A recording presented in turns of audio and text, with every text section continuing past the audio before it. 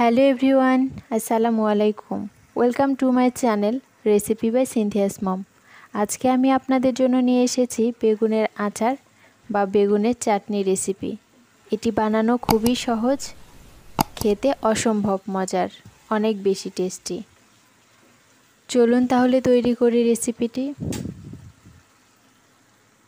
এর জন্য একটা প্যানে আমি কিছুটা সরিষার তেল গরম করতে দিয়েছিলাম। এর মধ্যে কেটে রাখা বেগুন দিয়ে দিলাম। সামান্য একটু লবণ হলুদ দিয়ে বেগুনটা ভেজে নেব। আপনারা চাইলে লবণ হলুদ দিয়ে মেখে তেলে দিতে পারেন। আমি অল্প তেলেই ভেজে নিচ্ছি।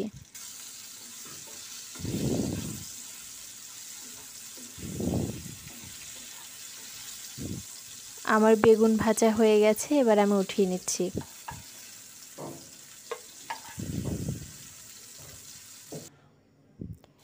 এবার আমি প্যানে আরেকটু তেল দিয়ে কিছুটা পাঁচফোড়ন, একটা তেজপাতা, দুইটা শুকনো মরিচ দিয়ে দিলাম। এবার আমি নেড়ে নিচ্ছি। এর মধ্যে 2 কোয়া রসুন একটু থেতলে নিয়েছি আর 1 চা চামচ সরিষা বাটা দিয়ে দিলাম। এবার নেড়ে চেড়ে একটু ভেজে নেব। আমার ভেজে নেওয়া হয়ে গেছে। এবার এর মধ্যে ভেজে রাখা বেগুন দিয়ে দিচ্ছি।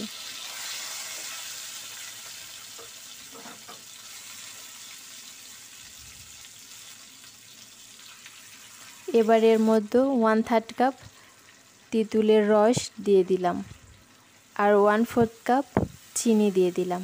মিষ্টিটা যে যেমন খেতে চান তার উপরে চিনি দিতে হবে।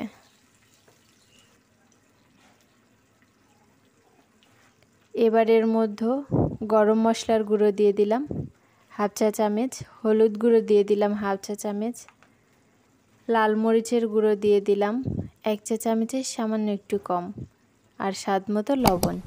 এবার বেগুনের সাথে মশলাগুলো নেড়ে নিচ্ছি।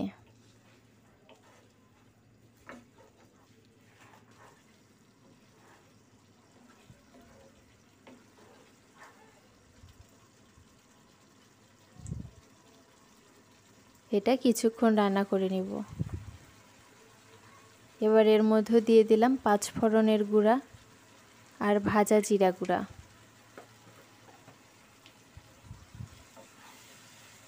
এবার আমি নেড়ে দিচ্ছি।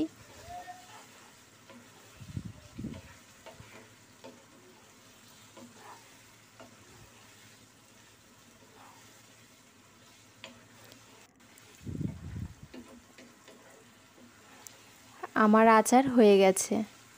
এবার আমি নামিয়ে ঠান্ডা করে পরিবেশন করব। আমার আজকের রেসিপিটি যদি ভালো লাগে অবশ্যই একটা লাইক দিবেন, কমেন্ট করবেন এবং শেয়ার করবেন।